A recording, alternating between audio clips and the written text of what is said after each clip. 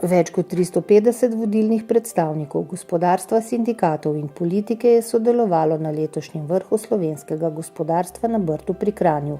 Uvodoma je udeležence nagovoril predsednik vlade Republike Slovenije dr. Miro Cerar. Mislim pa, da moramo imeti ambiciozne cilje in kot predsednik vlade podpiram, take izhodiščne tematike, kot so bile danes predstavljene.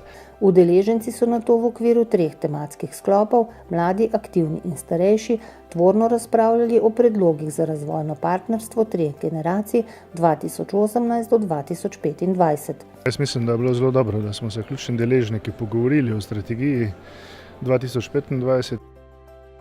GZS, Center za mednarodno poslovanje, je pripravil individualna B2B srečanja s predstavniki podjetij s Tajvana, ki jih zanima poslovno sodelovanje s slovenskimi podjetji.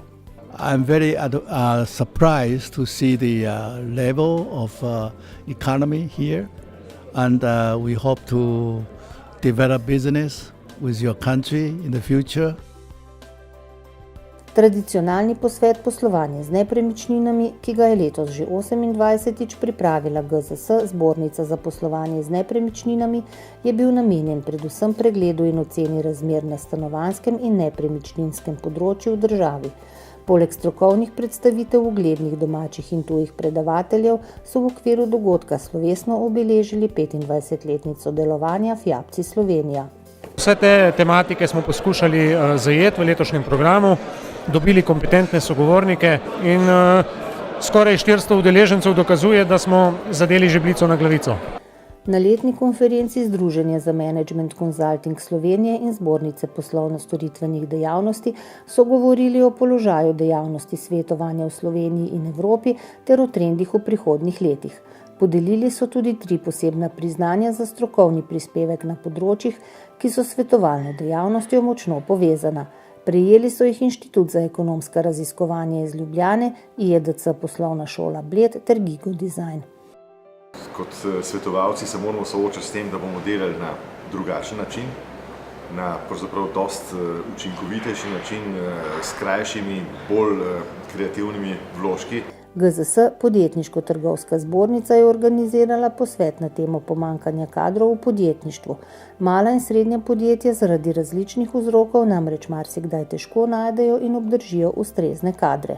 Vsak delodajalec posebej mora razmisliti, na kakšen način bo pritegnil dobre sodelavce, kako jih razvijal in pa seveda navsezadnje, kako jih obdržal. Gradbeno pravo v Sloveniji se srečuje s prvimi večjimi spremembami po uveljavitvi lastne gradbene zakonodaje. Letošnji dnevi gradbenega prava so bili tako namenjeni iskanju odgovorov na številna pereča vprašanja, saj se spremembe obetajo na praktično vseh vidikih izvajanja gradenj. Sproti ugotavljamo, da se postavljajo nova vprašanja, da se odpirajo nove dileme in jih poskušamo na teh dnevih sproti tudi razrešiti. Cilj projekta Cross Border Acceleration Bridge je ustvariti mrežo poslovnih subjektov, ki bodo oblikovali, testirali in začeli dolgoročno uporabljati novo čezmejno storitev za povečanje obsega poslovanja na mednarodnem trgu. Projekt, v katerem sodelujejo slovenska in italijanska podjetja, so predstavili na novinarski konferenci na GZS. The objective is really to accelerate and make the best we can do to support new startups, to support scale-ups and innovative SMEs.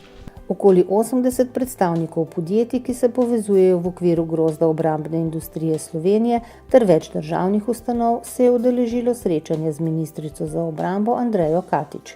Ja, zagotovo smo v preteklosti, to je bilo danes na srečanju tudi povedano, vzpostavili izredno dobro sodelovanje tako med grozdom in drugo slovensko industrijo in Ministrstvo za obrambo na drugi strani. Kar 3 odmevne dogodke je pripravila GZS, Zbornica kmetijskih in živilskih podjetij.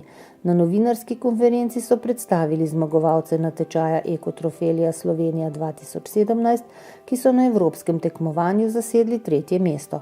Skupina študentov pod vodstvom mentorja profesorja dr. Aleša Kuharja je razvila izdelek On My Way, probiotični sadno-mlečni napitek na osnovi sirotke, obogaten s prosom v 3 različnih okusih. Naši plani so, da bi naredili, v bistvu ustanovili podjetje, ki bi bila virtualna organizacijska struktura, imenovana Sunny Herbs. 7 podjetij iz mlečno-predelovalnega sektorja je podpisalo listino sektorskih zavez odgovornosti, s katerimi želijo opozoriti na svojo proaktivnost pri doseganju ciljev nacionalne prehranske politike. Prav to, da je 7 mlekarn, največjih slovenskih mlekarn, podpisalo listino svojih sektorskih zavez, opredelilo zelo konkreten cilj. Na žitni konferenci so o aktualni problematiki žitnega sektorja razpravljali predstavniki kmetijskih podjetij, proizvajalcev krmil, mlinarskih in pekarskih podjetij, inšpektoratov in pristojnih ministrstev ter drugih partnerjev v žitni verigi. Žitna veriga dokazljivo deluje. Mislim, da je bil celo odkup žit s strani tistih, ki odkupujejo za odstotek višje.